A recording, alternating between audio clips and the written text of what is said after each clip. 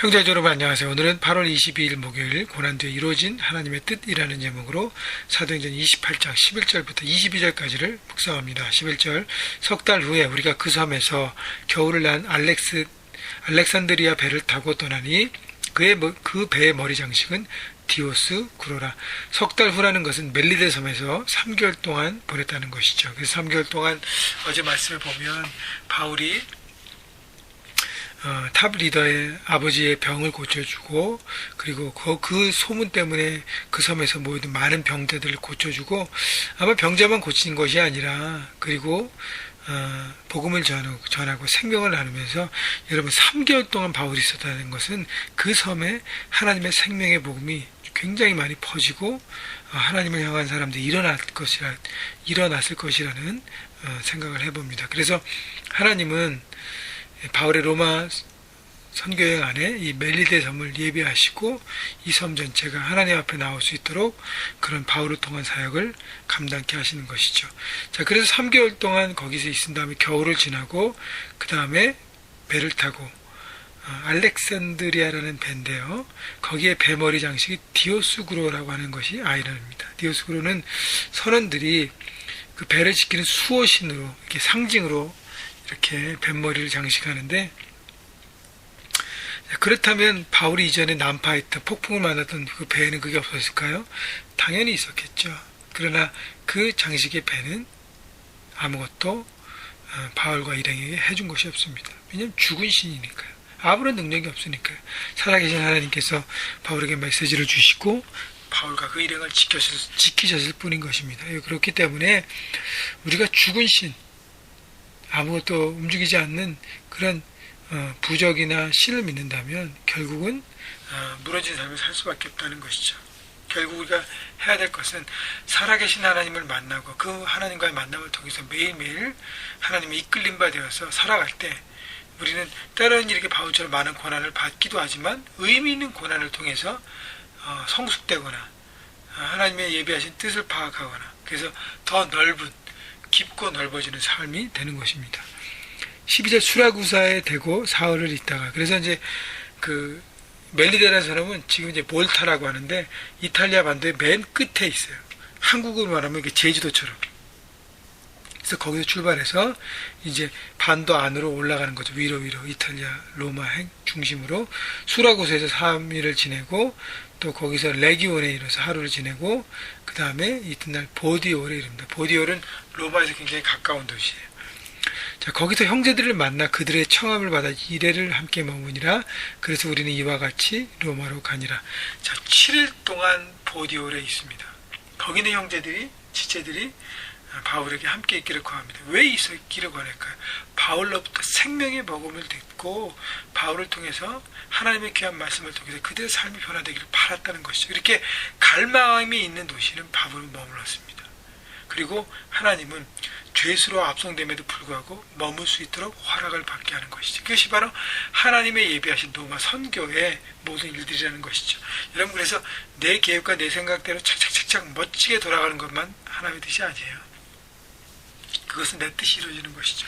하나님은 우리가 깨닫지도 못하고 생각지도 못하고 예상할 수도 없는 놀라운 방법으로 우리를 이끄셔서 귀한 일들을 펼쳐주십니다. 그래서 로마 이탈리아 반도 전역에 부부 중요 도시를 바울이 지나면서 그곳에 생명의 복음이 전해지는 것입니다. 15절 그곳 형제들이 우리 소식을 듣고 아비오 광장과 트레이스 타베르네까지 맞으러 오니 바울이 그들을 보고 하나님께 감사하고 담대한 마음을 얻으니라. 밑에도 나오지만 트레이스 타베르네는 로마에서 53km 떨어졌고 아비오 광장은 70몇 킬로. 그래서 그들이 7일 동안 있었던 보디올, 그 위에 아비오 광장, 트레이스 타베르네, 그리고 로마, 이런 순으로 지형적으로 되어 있습니다. 그래서 로마에 있던 유대 형제들이 바울의 소식을 듣고 기쁨으로 나가서 맞이합니다. 그리고 그 형제들이 오는 것을 보고 바울이 하나님께 감사하고 담대한 마음을 얻었다는 것입니다. 하나는 하나님께 감사한 것은 무엇일까요? 이제 드디어 로마로 도착했다는 것이에요. 하나님께서 비전을 주시고 여러 가지 과정을 통해서 많은 어려움을 겪었지만 결국은 하나님의 뜻이 이루어짐을 보게 됩니다. 그래서 하나님께 감사했던 것이. 또 하나 담대한 마음은 유대 형제들의 환영을 받으면서 하나님께서 이렇게 예비하셨구나. 이들과 함께 로마를 향한 하나님의 복음을 전하기로 그런 강한 마음을 가진 것이죠. 왜냐하면 마음이 많이 지쳤잖아요. 오랜 시간을 통해서.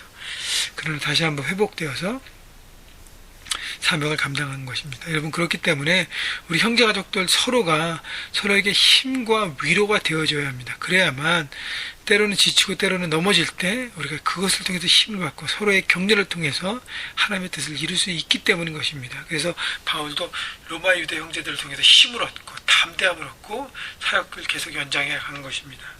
여러분, 오늘 여러분의 위로와 격려가 필요한 사람이 누구인지 한번 생각해보고 그를 격려하고 위로하고 환영하고 그래서 함께 세워져 가기를 바랍니다.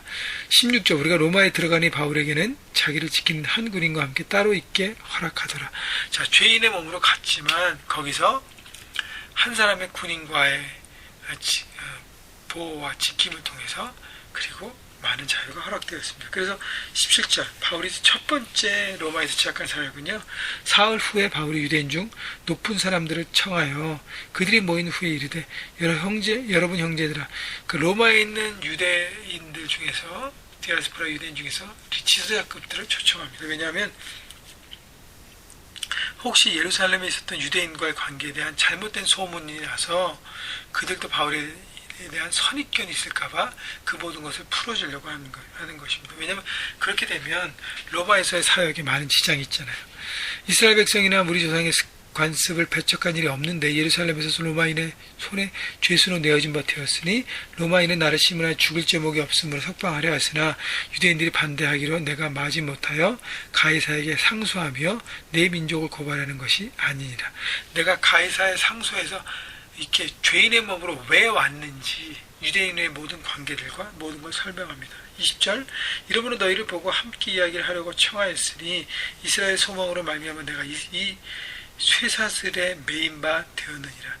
이스라엘의 소망, 바로 예수 그리스도, 하나님의 아들 예수 그리스도가 이방인을 위한 구세주로 온 것이 아니라 바로 유대인들에 대한 구세주로도 오셨다는 것. 그래서 모든 이스라엘 사람들에게 소망의 메시지라는 것을, 그리고 그래서 이것을 위해서 내가 죄인의 몸을 선택하고 가이사에게 항소함을 통해서 여기까지 왔다고 얘기하는 것입니다. 21절, 그들이 이르되 우리가 유대에서 내게 대하여 편지도 받은 일이 없고 또 형제 중 누가 와서 내게 대하여 좋지 못한 것을 전하든지 이야기한 일도 없느니라.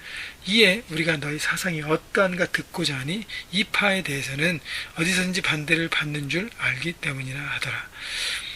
자, 예루살렘에 있었던 잘못된 소문이 여기까지 오지 않았습니다. 하나님께서 막으신 거죠.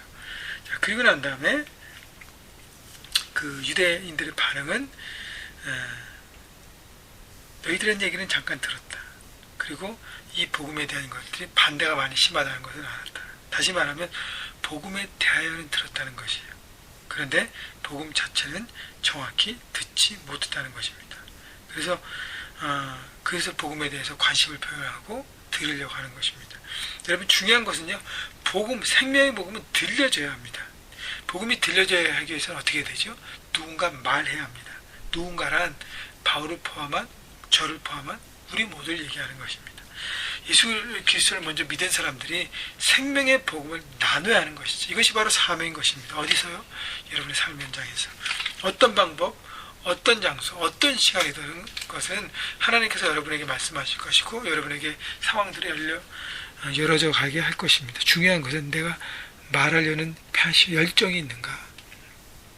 그렇다면 나를 통해서 복음은 전하게 되어질 것입니다. 여러분, 바울이 끝까지 로마에서 자기 사역들을 펼치면서 하나님의 뜻, 죄인의 승분이지만 이걸 통해서 놀라운 사역을 감당할 것을 기대했던 것처럼 여러분의 삶의 현장에서의 사명의 현장의 모든 상황들이 내가 보기에는 참 얽매인 것도 많고 불편한 것도 많고 어려울지라도 그것이 하나님의 뜻과 섭리 안에 있음을 바라보고요, 믿음으로 달려갈 때 그것을 통해서 하나님의 놀라운 뜻이 이루어질 것이고요, 결국 여러분을 통해서 하나님의 영광 받을 것입니다. 여러분, 여러분의 영광을 위한 삶이 아니라 하나님의 영광을 위한 삶으로 오늘도 드려지는 여러분 모두가 되시기를 주님의 이름으로 축복합니다.